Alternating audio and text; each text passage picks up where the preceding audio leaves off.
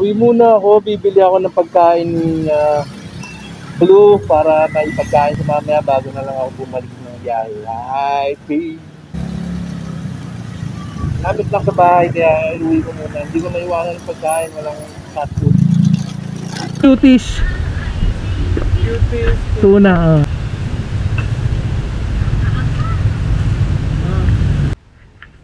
At ayan na nga, nakabili na tayo ng pagkain ni Blue.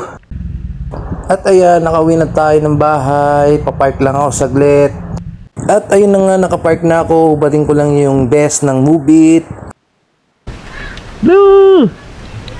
Musta? Gutom ka na? Blue? Tara. Ibis mo na ako.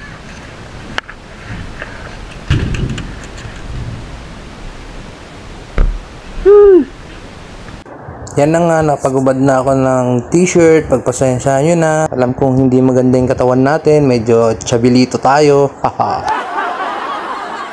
At ayan, nakikita nyo, inahanda ko na nga po yung pagkain ni Blue. Kasi nasa plastic pa. Ililipat ko lang siya dun sa lagayan ng cat food niya. Bus ka agad. Ang totoo niyan, nabigyan ko na siya ng pagkain bago ako umalis. Hindi naman ako nagtagal sa labas. Nakakailang biyahe pa lang naman din ako.